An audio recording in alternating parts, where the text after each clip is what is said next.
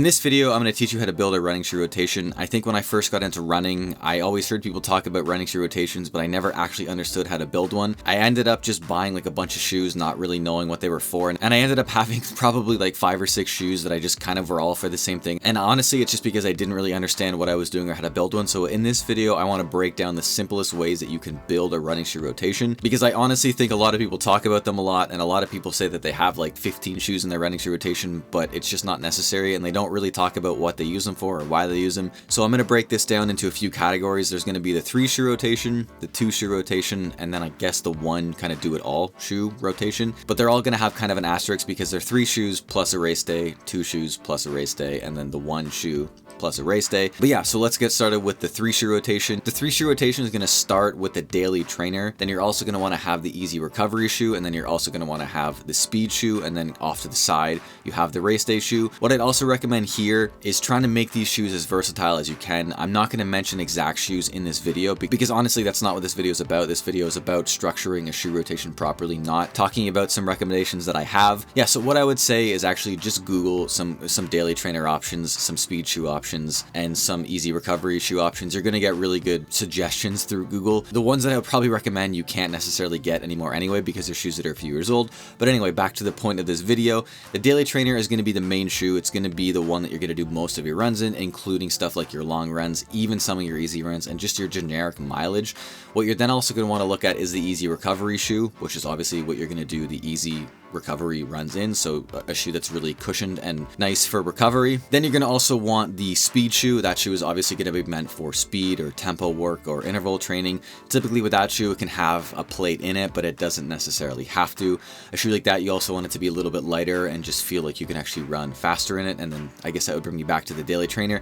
Kind of needs to be like, or kind of should be kind of a balance between all of that. And if you do it right, what I find is a daily trainer can kind of be used for everything. It can be used as an easy recovery shoe. It can be used as a speed shoe. The speed shoe can also then go back and be used as a daily trainer, and the easy recovery shoe can then also kind of become a daily trainer. So these kind of 3 shoes in a way have their purpose, but they can also be kind of multi-versatile depending on the run. You know, for example, if you're doing kind of a long run and you want to mix in some multiple paces, having a good daily trainer to do that will help. Like whether you want to kind of introduce some speed on this long run but also have some recovery paces, having that proper daily trainer is really going to help. And then also if you're doing like an interval session where you kind of want to pull back a little bit, having a speed shoe that you kind of can do that on is going to help, as well as having an easy recovery shoe that maybe, you know, you are kind of feeling okay that day and you want to pick up the pace a little bit, though you probably shouldn't always, because I'm always one to say keep the easy runs really easy, but you get what I'm saying in the sense that you kind of want them to be versatile.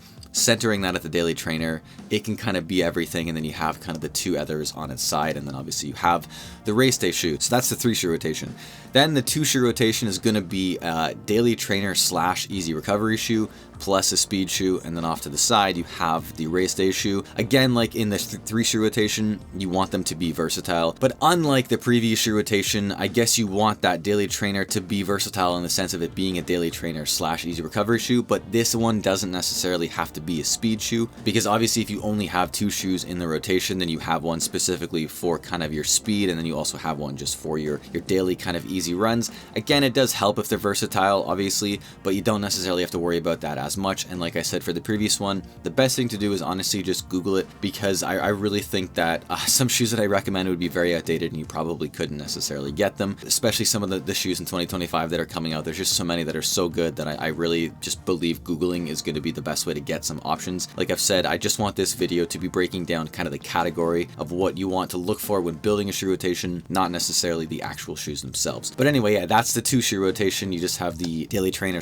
/ easy recovery and the speed shoe. Then that gets me to the final 1 shoe rotation, or kind of do it all shoe. This is going to be kind of a tricky one because I don't really have a lot to explain here. You want to look for a shoe that can kind of do everything, but thankfully we're in 2025 and there are plenty of shoes that can do that. Again, I would recommend just Googling kind of 1 do it all shoe. If you're going to have 1 daily trainer, I would still recommend probably having a race day shoe, but if you don't want to, you can obviously just have the 1 kind of do it all shoe. I do believe that race day shoes make a pretty big difference, so I'd be one to recommend looking into it. Maybe if you're like a really big beginner, you don't necessarily need one, but carbon fiber plated shoes or race day shoes do make a pretty substantial difference, so it's one that I would recommend, as much as I don't want to be one to say go and buy, you know, an extremely expensive shoe, but the reality is that it does make a pretty big difference. But anyway, with all that being said, that's going to do it for this video. I really hope that I cleared it up a little bit and made it as simple as I could, because I know when I started running it was kind of confusing, and it's taken me a few years to really kind of understand myself what you look for. And on the basics of it, with the 3 shoe rotation, which is what I do use the most, you have the easy recovery, the daily trainer, the speed shoe, and then the race day shoe that you don't really use much. You might use once in the training block, but really it's not a part of the actual shoe rotation.